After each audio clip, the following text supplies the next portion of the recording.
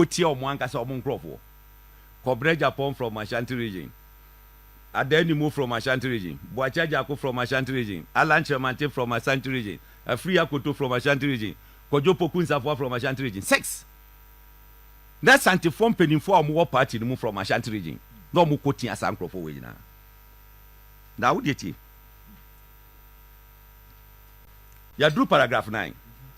Will be a mere national was it although the Ashanti group within the current MPP is gearing itself to take over the party after Nana Akufo-Addo's tenure in 2024. It would be ideal if we could work to bypass them in 2024. Jesus Christ. With hard work, we could work to pass the mantle over to a non-account person. Hey, preferably from the north, under whose presidency we could secure the maturity of our takeover project.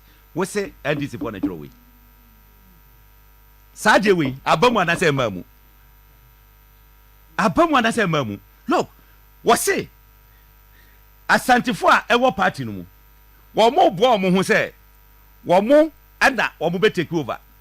Wo mo be gi party no. E bra na Akufo-Addo e de na djuma e ba wiye 2024. Nanso so no, wo mo ngire wo mo ho say, wo mo be gi adwuma amana twa Asantifo no ho 2024. Wo mo nya say, wo mo de tumi no e be hye wo bi a wonya kanni ensem. Na mom se be ye de a wo mo mpa obi ofiri srem no mo fama no. Na sa nipa na ofiri srem no e be ye president a eno ana sa wo mo take over project AGYAPADE o mo jama o mo ne o mo asefo no e betimi aba wieye. Hey, and na me no ka say MPP Frabera of River. Office. So office. Yeah. Tasemo wo hey aboma na say mamu. And surprisingly, say book way by before the primaries, right? The presidential primaries. Me say 2008 communication meeting you release at the Eje plan, eje nchisheye, cost one by one. Cost one by one. You mean 2008? What's saying? Was it 2018? 2018. Yeah, 2018. Na bushia sa abushia omo ka omo ho asem wa he. Hwe omo symbol ene da yinusu no. Enye me na bitwiro buku we. Enti buku ya ba na mo symbol da so. Na se ye ka bia. Wo ma me ka se eyeyi na obi kwaka obi obeje adi no esese ye kokohwe ne tim abusua no na esebudi ka kohwehwe mu tim first sebu beti magiga da AGYAPADE nyina ade abombo se monkwa na mofa na we ye ka we ya bosi dey. This is a public document. We are going to digest it, we are going to explain it, we are going to analyze it for people to understand. Abusua ba ko ntimi fa Ghana AGYAPADE nyina abusua ba ko ntimi nyasa hwe mede sa paragraph we AC na mawie ekonom no. What say? To be specific, we need to strengthen our effort to control the mineral resources. Obianti heyo. To be specific, we need to strengthen our effort to control the mineral resources as well as the electricity and water institutions. Hey, the success of this project depends on the way in which we, the mafias, for the time being control the judiciary and the press. Why would you appoint judges to Supreme Court to be brain? But well, okay. I talk wrong. No, well, would you? I will have time and interrogate. Me say. Me interrogate. Why would you appoint Supreme Court judges be alcohol? Everybody is complaining. Civil society will be complaining. Why the part in the Supreme Court? And the media. What must succeed? And I'll tell you why they've succeeded.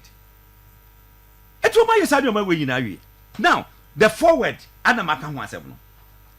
She Yanko a Yidangasaso. The Yanshe edi ade e na ehyehyɛ hɔ no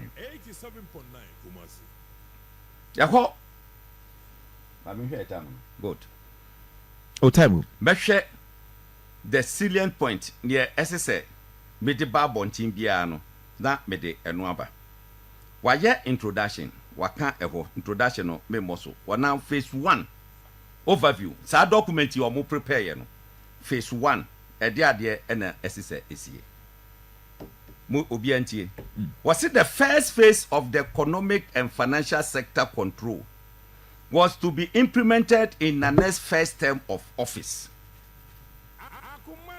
As we get closer to the end of the first term, we have set the ball rolling regarding the objectives set out in our first document. What it? We they say way 2018. Book kunususu PA close to 2016 elections. And to once walk the first document, the review any. And to Obama, the first term, and now we say, we must set a ball rolling. Regarding the objectives set out in our first document. Penny be catcher me say first document e buy do, ne din ye asase. Asase radio buy no. Unam say e be confirm. Ano mu change din ye na Ajapade.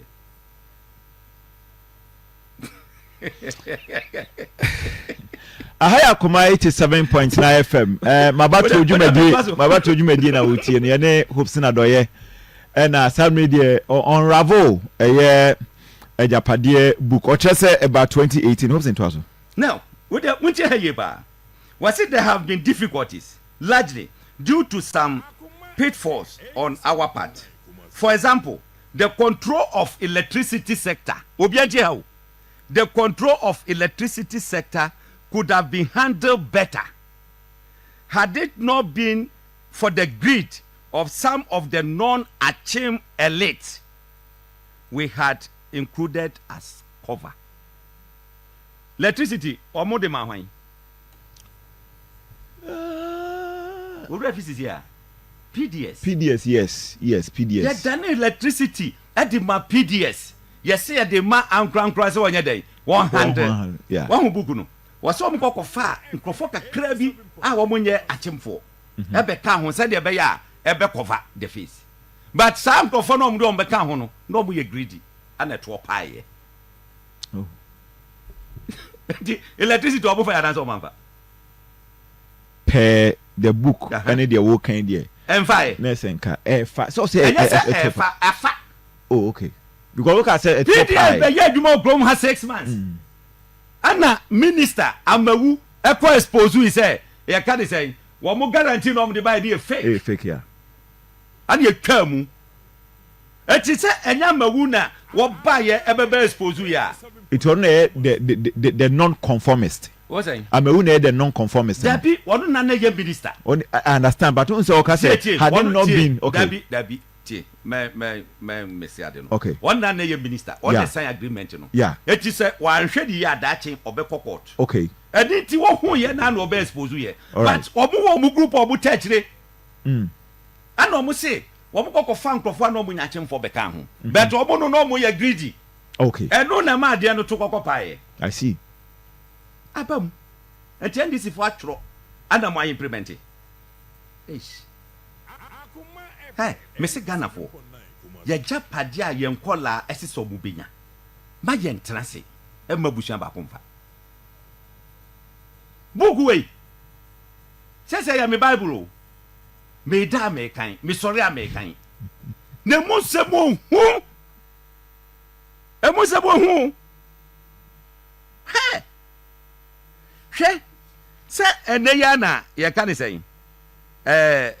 President Koko eyeyi be pese muhu se nneoma ni bi wo hono mu a enne na wo kokko gina ho ka se NDC for na atworo no tie the takeover of GBC and the acquisition of significant equity holdings in the GAT assisted banks represent our strategy for direct prey in the commercial banking space. oh me can CBG sorry meko can say GBC there no right. under media control. Okay. I will go there. Now whopa a year walking about banking kwanya ombefa so a omo take you over the banking. That one is the phase 2 of the implementation of the document. One more kasa about banking and then insurance. Now, in the book, almost 30 say, SIC a government insurance company na, SIC on insure all government properties, everything. Yen piano in Sinchain. Nien konkofa enterprise insurance. Eye kenu for yata die en famra. Abamwana se mamu. Well, we cannot. Yes. But I'm telling you, say, every government insurance, one fan enterprise insurance. I know you need one dance here. You need one dance here. Pay the okay. Na make say you need who being you need one dance here. Yeah. Or more. Yeah, do more public sector no much no. Or more dance here. Or money. Yeah, I make say yeah need one dance here. I say we need one dance here. But publications pub about every day. Budget statement. Ho. I say we need one dance here. Yeah, ma mo nya hu for mon kasa to the issue. No, you see, but as a matter of fact, yeah, need one dance here. That one we cannot say here. Budget statement. Yeah, one guy. Budget statement. Yeah, one guy. You can say enterprise insurance and insure everything. Yeah, one guy. So, eti eno no ho under banking or more categorizing no into 3. 1, mother. Term of the amano no. Number 2, biological children. Then number 3, adopted children. Now, under mother no or more referred to Bank of Ghana. Was it control of the mother is essential to control the industry.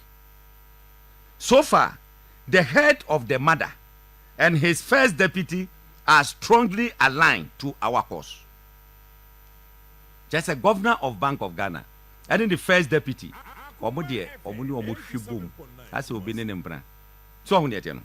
Now, they are from our compound and we perceive no threat from these two. Omo free compound e chese.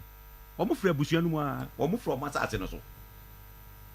Sa governor and the deputy, the first deputy no, according to the book no, omo from masase no so. Eti ehun ba kokra enim. Eish. Ghana. Mwami anji Ghana nsi ho a, ye ma. Ye nji chede da ho mu di mba, omo be kenkan sa di we pa hwe omo be hwe no. Hwe omo be hwe no. Eti wo ye buhwe wote asantimamu wa buhwea eti ho wote ho ba be defend obi a wo te sagana japade e di amana buhwea ei na ohu eti wakasa di we the second deputy appeases the gender advocate and is also not a source of discomfort. Just I don't know won from compound ho but wo gina musa ne be ya gender issue. When you said the second deputy no oyoba yeah. Eti no wono no just wonya bibia e ha wo madwene. Waka baby was it in that situation the first deputy I said my butter baby. Was it in vain? In this vein, there is no need for changes in those places. It is, however, noted that the head is likely to reach retirement age before the end of phase 2. Eti answer na phase 2 no beso no. Let's just say head na governor no na wako retirement. No retirement in that situation, the first deputy would have to be supported to take over. Replacement of first deputy in such circumstances would not be by promoting the second deputy into the role of the first. Rather, a strong Bawumia loyalist should be appointed to the role to further strengthen the Bawumia political cause. Wahu baby a omudia ba behye ho. Kete. Wahu ne ate no. Now, this is in line with protecting the legacy of Nana could enable us to sidestep and further alienate the Kufuor fashion. Ahana semono wo. When we enter Crowflow market, one man from Munsanga. One more year wedding that yet get Kufuor fashion film. So what happens to Dr. Matipuku Prempeh? What they find to her? But me we book no meba ho. What do you do between ma a man for enya we no. So on yet no. Yen tampi won. That is the mother.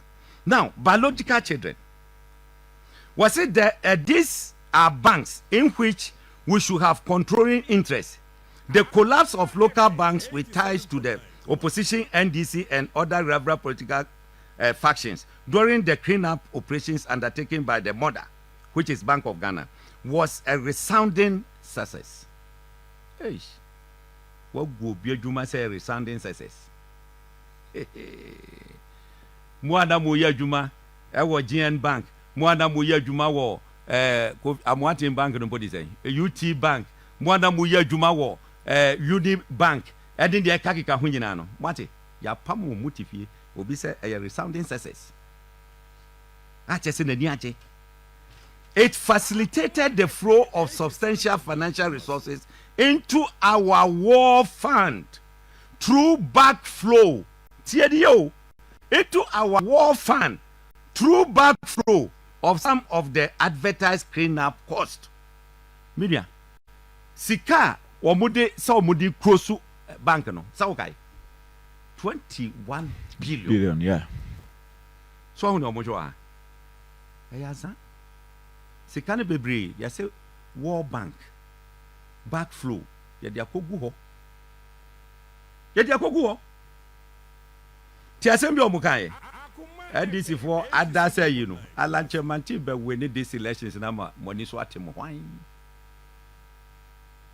Ti assembly omukaye was it the NDC has been poor incoherently and consistently demanding detailed accountability and audit of the fund spent. Sika no muso omudi akogu banks no 21 billion no omo state send this for ya kwadro omo ada omo tonko Wamutimi NJ, you can send details of it. As I say, audit. Wamutimi auditing who say, a yellow crano or wanda. I don't know much on. Is it not true? And this woman I wanda. Yanko adopted children. Adopted children, was it these are the top banks in the local scene with largely foreign ownership that we will not be able to take controlling equity stake. However, we still need to wield substantial influence in their operations through leverage over key management personnel and some board members. The aim here is not necessarily direct financial contributions from these banks, but rather to assure funding for private businesses aligned to our cause. Money laundry, a hot year de befa. Bogudu na juro. Enye so mu pese omunya control. Me aban na be appointing MD because bank dey nyawo eti na ya adopted no eti esi so munya influential people on their boards and ye can say personnel ebi omo ye ya ye kan kwa be ko do baby bon say eyi absa ba be kwa esi say omo use diplomatic means no mutimi influence appointment no from South Africa na ye mfa omo nkrofo bi enkonkwo hye hodom John the Chessica no mufri yi na eba na gumu sa na ye twenko. And it's adopted children banks no ebi ye Absa Ecobank. This is Stanbic and in the Kakeka. Ya troni na e wo book yi mu. What's it then? A fiction. Ah? Ba min kan Ecobank wo de no na entimi nya ni ye pa na manfo enya ni ye. Ecobank tie ni omo ka. Because so wahu botaya wo mo de wura sa banks no. Say enye so mu pese o mu control na mom ese say management board any ade no wo mutimi nya influential people ho enti se sika bi ba wo mu de be ye o mu private ayi a e fa ho no mu a na boko ni atwea fam ni ade ko book no na eka mebo ni pa bi a ya bo ni din wo se oye co-writer mebo di din a kire obi a Woko 2 under EcoBank. Was it we have 2 routes of entry into these institutions. First is through SNET, which has a seat on the board of EcoBank Ghana by virtue of its shareholding. This seat is occupied by Director General of SNET. In phase 2 of our agenda, in phase 2 of our agenda, Kofi Bosompem Osafo Mafo, who is a Deputy Director General of SNET, should be made the Director General to give him the seat on the EcoBank Ghana board. And then Minu say, find the Director General SNET. Osafo Mafo ban. Kofi Bosompem Osafo Mafo. Adorye 2018. And you are telling me say a fiction. You are telling me say and this is for natural. Ish. Then this is for Munshasian prophesy. And I didn't have me. Edem defe. Etidi asem no mbese omuga. Ready. Shey. Insurance. Na me ka asem bi.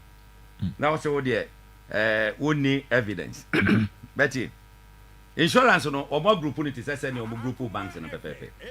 Your mother, your biological children and then adopted children. Mother no was it the current team at the helm of National Insurance Commission, especially the insurance commissioner, is well aligned and so far has worked effectively in furtherance to our objectives.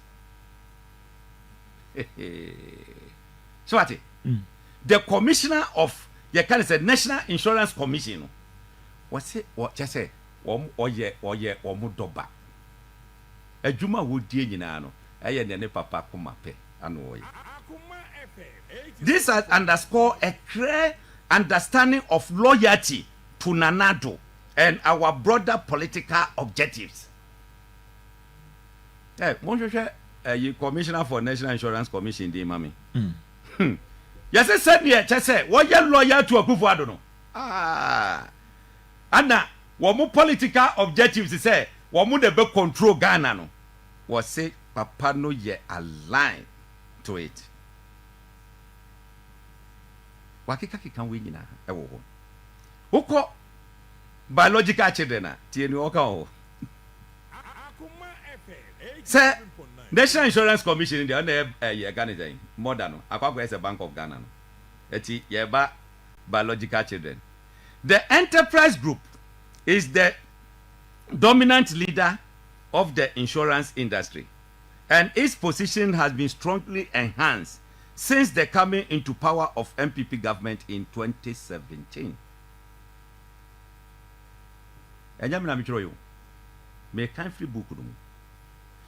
There is really no need to aggressively pursue direct acquisition of additional insurance companies. Somebody. The phase 2 of strategies for continuous control, including the following: 1. Continue to push major government insurance deal to enterprise insurance. Me say enterprise they say him say can for that. Yeah. Only the word answer say media. We should continue to push all government deals into enterprise insurance. 2. Sponsor elections of candidates to executive positions of key labor unions such as NAT, NAGRAT, UTAG, TUTAG, GMA, etc., so they can influence the appointment of enterprise trustees and enterprise investment limited as trustees or fund managers of tier 2 and 3 pensions fund of those labor unions. Look, adwumayefo akatwa yetete, senator yetete, eni ade no. Aban say wa chichemu. Eti aban ebehwe efa. Na tier 2, tier 3, yemfama private insurance for na omo enrane ema workers.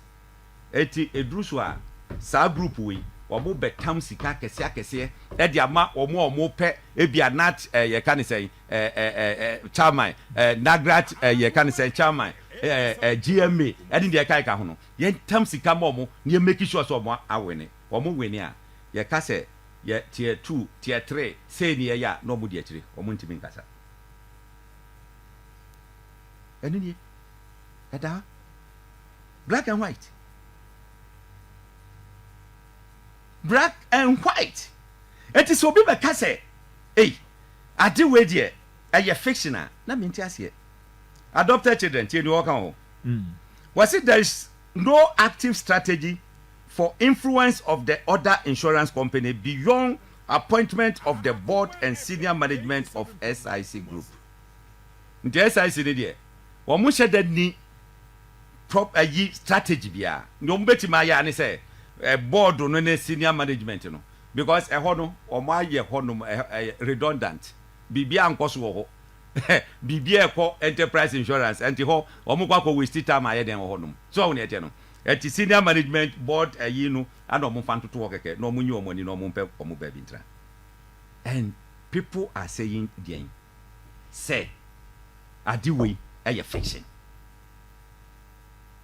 ade asɛm a bi ka nyina happen one after the other and people are still saying say ɛyɛ fiction hey one from fire chain or say oh emre bia mi wia what be that ka oh that be mi wia bi brother me first time I achi mi e bia na ekoso no me say someone called me I don't say that the way me gidi a make ho asem me say me gidi ba me reason me say bibia wo mu bia ba one by one ya na manfo na edit ya na me say me copy we me print ya che obi anya ye no edit ade no kwaso eno na nipa no ba be ka kire me say the original document was called asase no mo fi say ya jimi wo hu ya jimi yo me fra nwunaman mu aguna busia we are part of the you can say nation's property bibi bia ewo Ghana asase so eye Ghana for dia bia no me so me ka ho we are santino ka ho we are dakati no ka ho we are nzimani wo ka ho achemfo nso so ka ho that thing ya be makwan ama busua ko baako asesa ni nyina bibia hwe me ne wo ka sei about mamemra and oil and gas ti ade huhuhu bia wa sei de yewi amanfo beti ase de enti agalamse yentimi nto ase da no amanfo beti ase ye pa undermining oil and gas industries was say our mining as well as oil and gas strategies constitute a major plank of the blueprint for controlling the extraction of natural resources which God has generously bestowed on Ghana, particularly the Achem land. So what? After was say, growing environmental factors are rendering risky our use of illegal small-scale mining, galamsey, as a source of financing our political objectives. So what? Chese, wo hwe sene omodi galamsey and the pesika say omodi be support omo political strategies ni ade na ye risky omo anhwe ya ebedru ba bi no omo ntimi ento aso biom. There is therefore the need to roll out a more rigorous legal means of controlling significant stake in the legal gold value chain. Tie ne edi so no ho na ehu no. Was it to this end a cursory look at the approved concessions should be looked at, as Santi Bedietuo is to lead the process to take over these concessions detailed below and consolidate them into the extended AGYAPA LLC incorporated in Jersey. Hey, Nkrofoya BTA. Oma BTA. AGYAPA. What the media for them who follow AGYAPA story no? Yes, AGYAPA ye company bia ya register wo America memu. Wo mo na eba behwe ama ye gold royalties no wo mo bejeje eni ade na ye kwase a wo behu how they plan wo mo no ebe twe the chunk of money e dia kwa mo ankasa wo mo eso hey enti no Asante Bedietuo should lead that. There are 332 galamsey companies in this book. Omo to omo apete. Just say omo to gold. Pesika edebromo. List no and the wa say no. Mo betima roll out the list on the screen. 332 galamsey companies. And what say to us no? Say omo ntimi independent on the galamsey.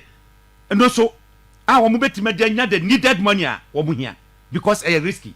E bedru baby no. Na says the way ansase ne say amamfo to omo no guso a wan hwe amo nya sika de biom. Eti omo fa e kwan foforo so e be ye mra kwan e betima mo mo da sika na galamsey de be mo. Empo more. Nti ntempa na omo ko register company wo America ma mu jesi. Your friend Ajapa LLC. Omo buy number drafted bibia. Asante be dey to mu ye fast. And of the call parliament. Okay, the day of the passage of Ajapa LLC. What's a minority I walk out. Okay, out here. That time essence and MPP one numbers in it no. Omo ye den, omo pass here. Dede ba ho and the president say omo be amendment. No must send their back to parliament. And then I'm more to be implementing to full. Who ye MPP ni? Who ye MPP MP? Who ye MPP ni minister? Ni a Branfodu. Ni a duwe ya fawasia. Thank God. Se sabre APP. Wonsu wa bushian for now no mo wasante memu ha no. Wo munya sadie we bia eye. Fight for them. Fight for them. Je Ekufo be di president. Ana santi memu bia yo. Me matena Kumasi. Aswansi sa. Misha me papa ba Zongo police station honum. Na misha. Sa tem no ni ani mfie. Ye kwa yi menyi ye me a metena Aswansi 16 years. Okay. Enti se wo asantimam na mu goda e wasase ase. Yes sade akwa akoma abusuakuo bi outside Ashanti region. Na wote so, wote ho, na wo support wa. Dache echiriba ebebisa mo. Hopes in the next 5 minutes, you be phone lines and a for swap them, including almost voice messages. Okay, any problem. Say a kabi mami kabi. Eti wo hwe ayinu mu a concession no ma ye kama. In this document, was say the technical team led by DM Oforiata should further evaluate the following details in order to choose the appropriate site. This is the map of our forest. Ya omakwa kwaji wa Minerals Commission. Baby a gold no wono and ya shade no green kama. Eti omun steady no omun sanfa nkrofo enkwanko toto ho. Ni yeti ho. Yeti ho. Yesidi. Yeti ho sidi. Hey, ya di Ghana masa abusuako bako. Akuma FM 87.9 Kumasi. Woko telecommunication in some way sisi wo hoda nya de keto.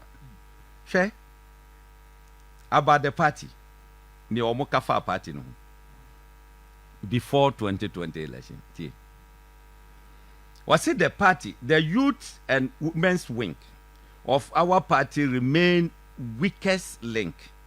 Every effort must therefore be made to get our national organizer to fill in the gap. Same apply to getting Esla Owusu to assist the women's wing.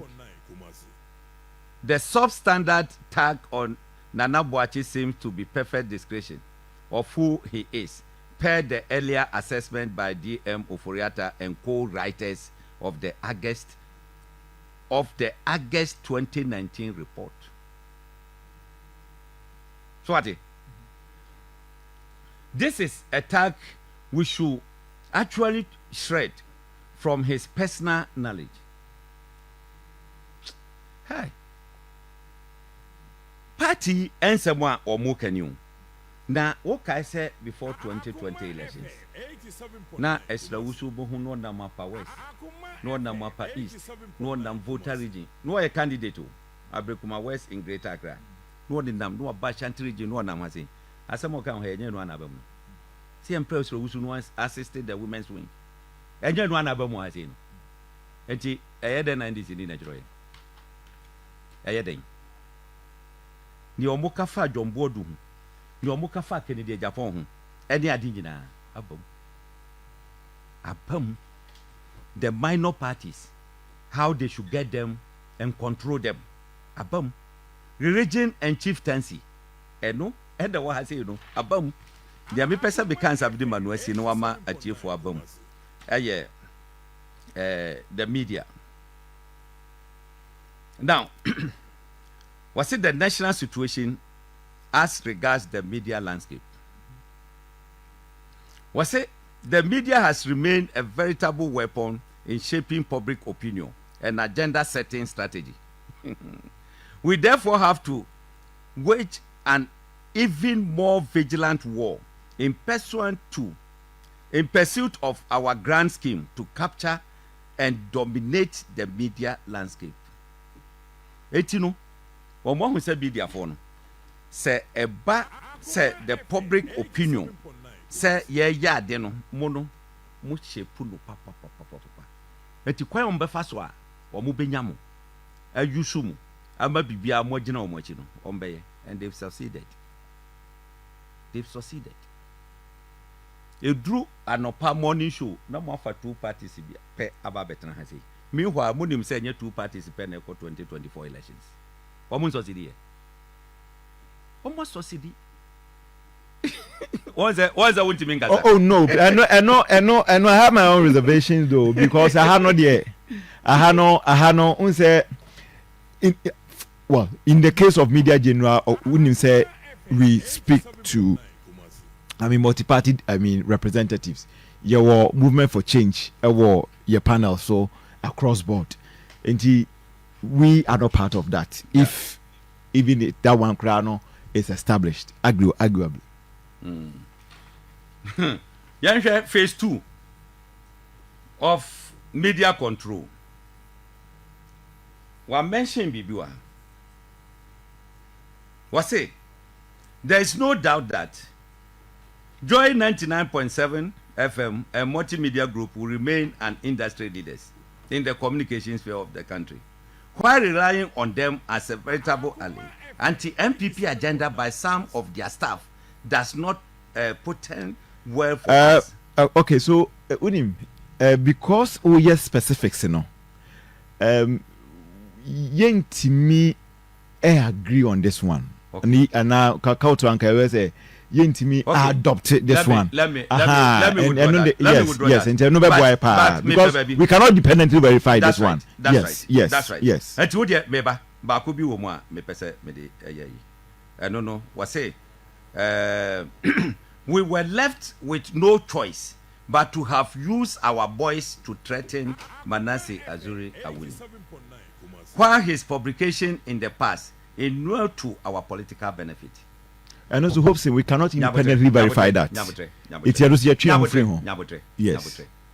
Manasseh, is it a fact to say Uganda South Africa say the life is in danger or not? Yet, but you need evidence, no? You need evidence, yes, but me need evidence. What? But me need evidence. No, never for can, but you need evidence. Evidence in anything. Open the printing guitar. Said the mechanic. Open the printing guitar. Meant to make a jabro. Oh, we testing on the best enemy. Anyways, okay. Let me respect your chair. Yes. Now, Nambija enuntum. Eti me say in someone or more church will book we mujina ebemu one after the other. A branch you will see on the touch screen. No ko gina ni TV anim no touch it. Who bisa who say Ghana journalism na adru fahifa. All right, Hopeson, line no swai. Me pese be pick calls ni bi. Afi so a number of them. In fact, bro focus a plethora of messages and aba me phone so. But my pick calls ni bi. Me we have remember messages no so na afi yeah. 80 my pick calls ni bi. Yeah, hello, ni udini be against. Sorry. Yeah, but yeah, one is snap your mind. Why? Please try ntimi anya so hello ni hello come on yeah manenko yes me be going for contract yeah bacho manenko fast yes sir every you no you I'm doing when the good for good that say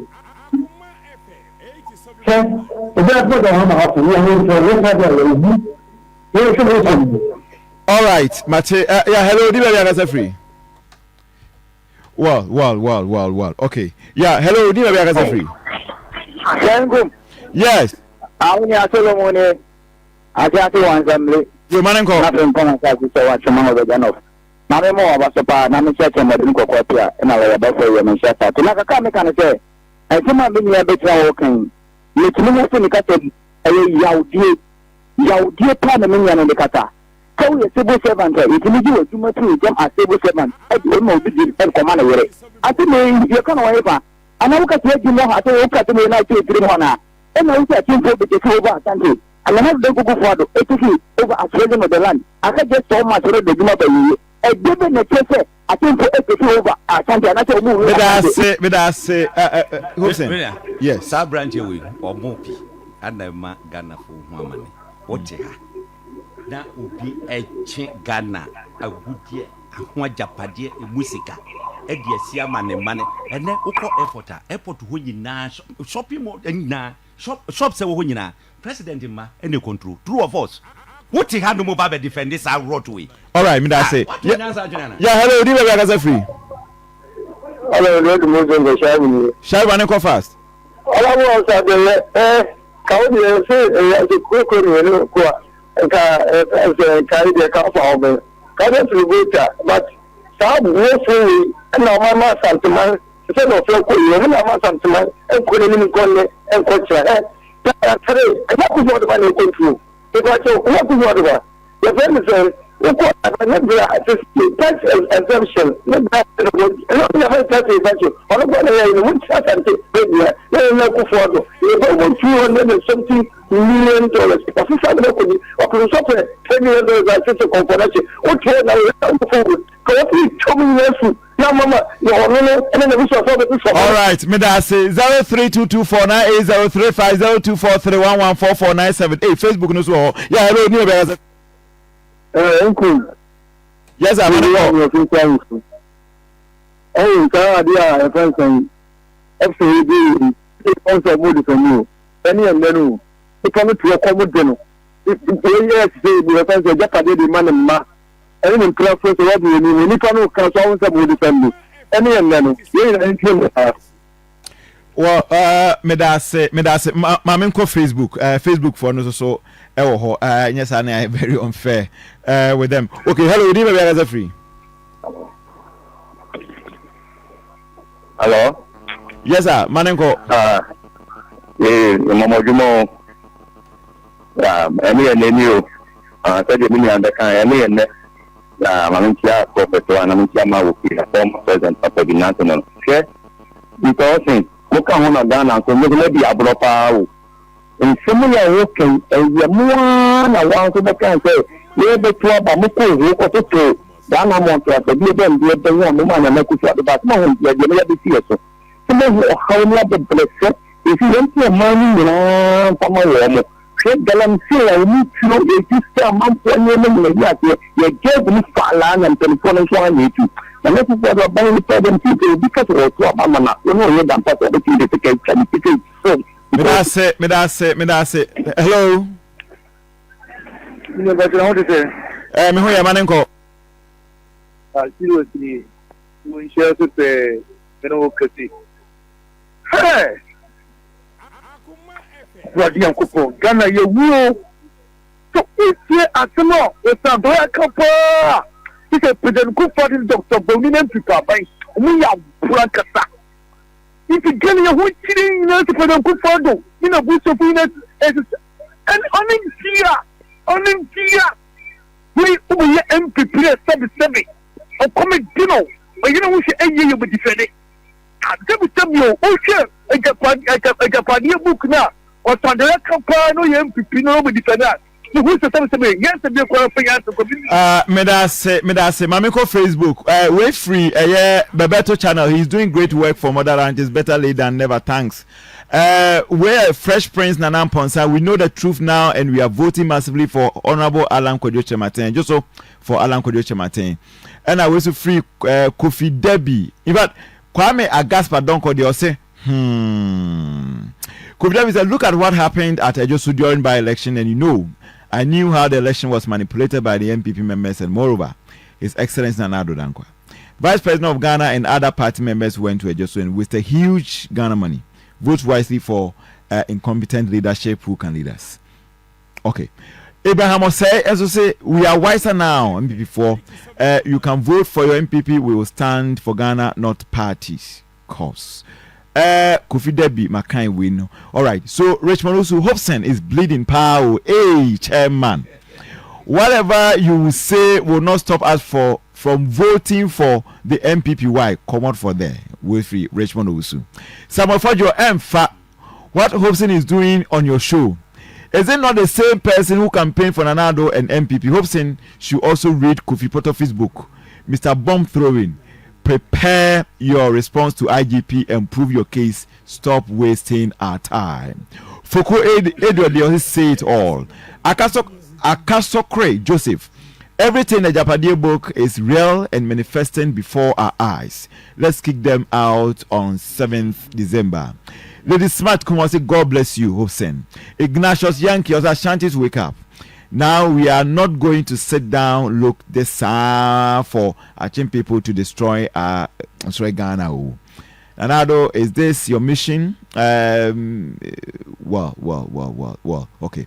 Kwame Agaspa don't cause him more fire.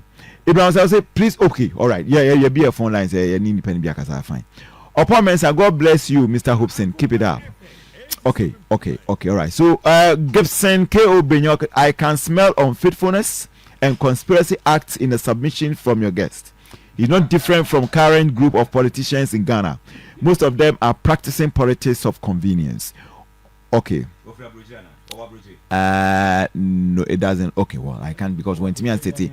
Okay, Abraham will say, Alan has the plan for Ghana's development. Kumasi Industrial City is the solution for unemployment. Vote for a truthful person, Alan. Haj D. Zakari, thank for bringing this great man. I want to bring debate between him and Wuntumi. Anyway, Isaac Akroma, well, the chairman, who's a chairman there? Who's a chairman? Isaac Akroma also here from Germany. Kojo Sempa Furniture. Was it? This program is my favorite program ever. From Kojo Sempa Furniture. Kojo, thank you very much for your compliment. Pedro Modena Cruz. I'm doing the listening loud and clear inside Indianapolis. Kumasi Tanoso, Kesbin Junction, the main location. Keep up the good work from Pedro. Look, WhatsApp message ni bibiri. Nyami aduma china me pushing nama sejon anopano. Yebebo. I'm giving you this assurance. Sejon mebo WhatsApp anopano. Messages anopano. Ewo Ghana akome jumedie so. Medama say. Hopeson ye. Yeah. Yet yes sorry no. Eden alija something mine. Omo kasa eka nyina no. I don't blame them. Na I'm say near ebi munhu no omo no omunhu. Omo omutie a omo de adwenpa ne akoma patie. Ene the way a omo fele, ene de omunhu no. Omo ma bejira so a omo defend no, omunhu sa so ohun ete no. Chrome has say the problem of this country ene ye wo mitu mu no. Eti ye twa wonsa akọ, osi wo de twa kọ. Na be nsasiri no ebe ye adwuma ma still. Ebi na ebi frɛ ya na omuye minia wo hwɛ bedi manusi no wo hwɛ nwiama ekoso wonsa na me catch about the judiciary and governance in Ghana. Me ko to just one lie bi pe e wa ha sei na me de abaye was all appointment made to the Supreme Court of Appeal and some of the high courts in Ghana under our government was to promote the MPP agenda and to ensure our country never falls in the hands of the opposition NDC. Follow in the opposition NDC there. Bebe follow in the hands of Alan Kojo Tremantin, December 7th. Now Alan Kojo Tremantin ba the way ya be hwehwe sa AGYAPADE book we mu na yahwɛ ɔmo hyɛ aseɛ yɛbɛyɛ forensic audit a make sure sɛ yɛtimahu yɛatresi ɛho bebi afiri na saa nkurɔfoɔ no yɛde ɔmo agyina yɛka ne sɛn court ama court adi ɔmo asɛm no ɔmo ankasa ɔmo bɛbɔ ɔmo nsɛm wɔ kurom ha sei so ɔmo ne ɛteɛ no ɔmo no deɛ ɔmo fii sɛ sɛbe ahokyerɛ no ɔmo wɔ mu no ɛyɛ okay ma ɔmo no it's up to them ɔmo bɛtumi atenam but some of us we are going to fight for our children and fight for our yɛka ne sɛn children sɛdeɛ ɔmo ɛpɛ sika gu hɔ ama ɔmo na nanka so amo na ɔmo nya ɛnwoyɛ ɔmo se yɛnya obi a wɔyɛ no na kan sɛdeɛ bɛyɛ agyapadeɛ yi ne ɔmo hyehyɛ Akufo-Addo bɛwie ne term no na ɛnyɛ complete ɛti saa nipa no ba ɛde bɛtumi ayɛ complete mɛsrɛ asanteman ɔmo tie nyinaa sɛ December 7th momiento aba no ma asanteman de hye aland kojo tremantin. All right, Hopeson Adorye ena ene obestra yen. Ye frame William Evansin kum nyame adom akina ya de se John ebetena se na o kon me kanfo efie betes e de amount. Usisi na ye oya menstrual pain, general body pains, sexual weakness. Ye ohia e fie betes. Obetimi afre 0594 399434 0204 853500.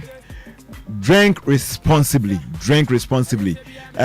Say oh chika swa men konum efie bitters only 18 years so a eni kwan say onom and now your painful na say oma akora no for so a eni kwan say onom Benjamin Edu and the producer me DJ Tole and so chinchin fide ni di maye and na face so nana yaw e de call face